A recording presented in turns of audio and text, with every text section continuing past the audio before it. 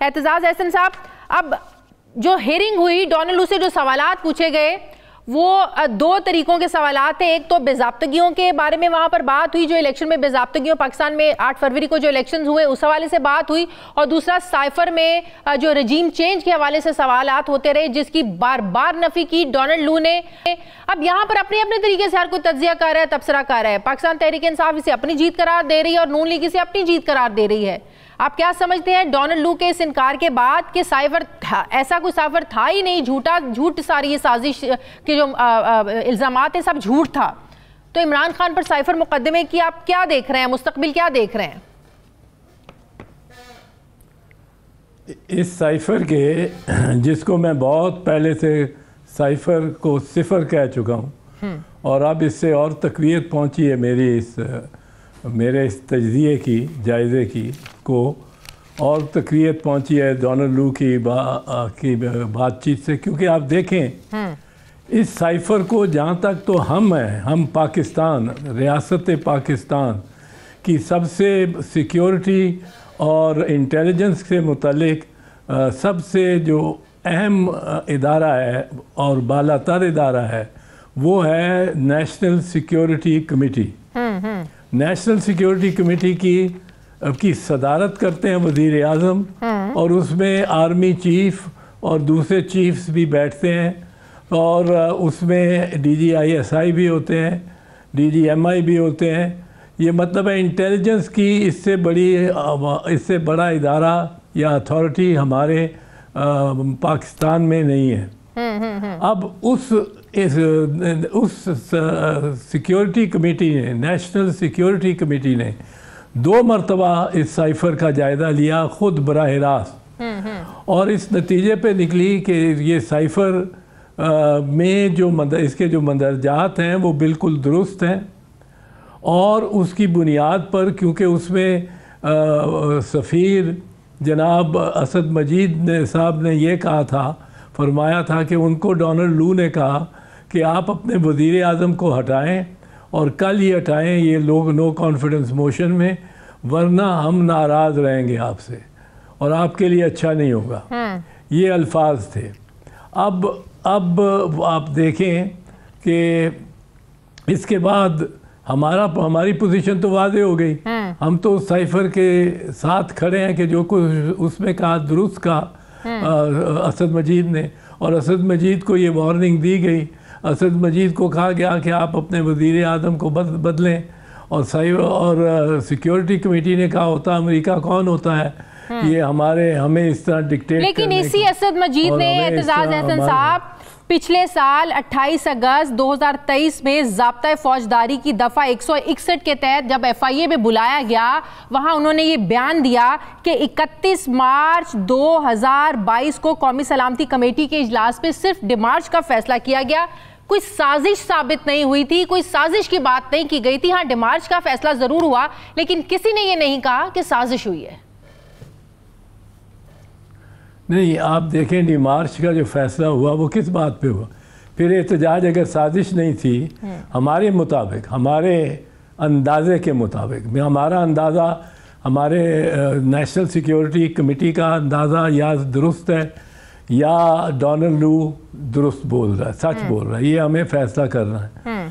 अब अगर हमारी नेशनल सिक्योरिटी कमेटी सारे वाक़यात में और उनके सामने बयान देता है, ये असद मजीद भी जो सफ़ीर था जिसने ये साइफर भेजा, वो जो इसका मुसन्निफ़ है इस साइफर का, और जिसने वो रिपोर्ट की, वो बातचीत जो गुफ्तगू हुई डोनाल्ड लू और असद मजीद के दरमियान, अगर तो असद मजीद ये मान ले कि उसने गलत बयानी की है साइफर में, तो फिर तो ठीक है, फिर डोनाल्ड लू सच्चा हो गया और पाकिस्तान झूठा हो गया। लेकिन चूंकि पाकिस्तान ने, और मैं रियासत के बाला इदारे को यूँ पाकिस्तान कह रहा हूँ, वो पाकिस्तान नहीं होता, एक इदारा है, पर इंटरनेशनली अगर कोई तय कर रहा हो इस मामले को तो वो कह के पाकिस्तान वर्सेस यूनाइटेड स्टेट्स, और पाकिस्तान ने ये तस्लीम किया कि ये जो कुछ साइफर में लिखा है ये दुरुस्त है, डोनाल्ड लू ने ये धमकी दी है, उसके नतीजे में वज़ीर आज़म को वोट आउट किया गया है।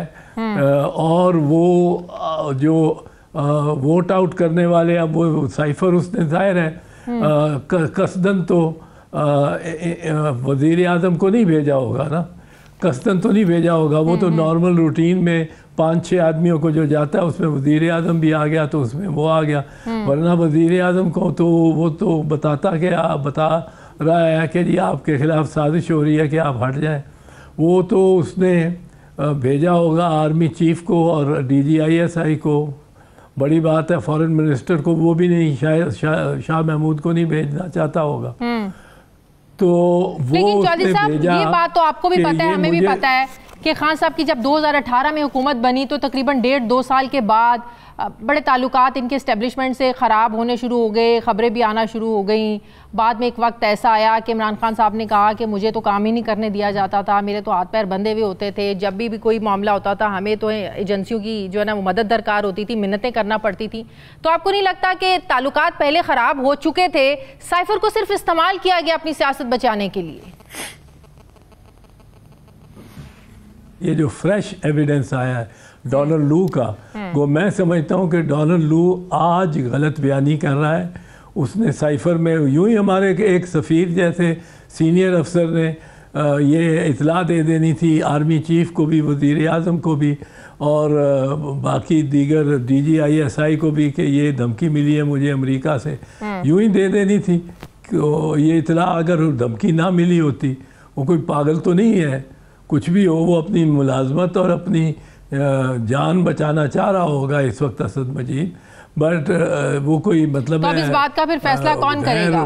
जिसको पैगाम मिला वही बात करने को तैयार नहीं है। अब तो PTI को इंतजार है कि डोनाल्ड लू के बयान के बाद तो अब असद मजीद को सामने आकर बिल्कुल वजाहत देनी चाहिए, लेकिन असद मजीद साहब की तरफ से ना कोई तस्दीक तरदीद कुछ भी सामने नहीं आया इसके बाद से।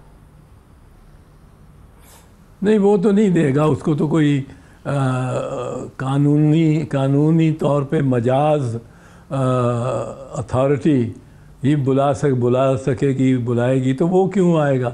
उसने तो एक साइफर लिखा है, उसमें एक दास्तान लिखी है, डोनाल्ड लू दूसरी उसकी बिल्कुल तरदीद कर रहा है।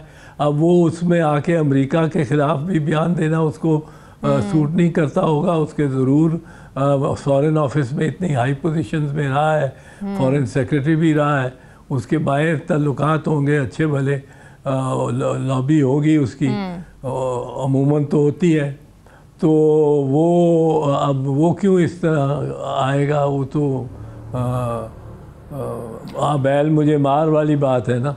साहब, ये आपको पता है साइफर का मामला ही एक ऐसा मामला जहां से कहानी सारी शुरू होती है। साइफर का मामला ही था जो इस मुल्क को 9 मई की नहज तक लेकर गया।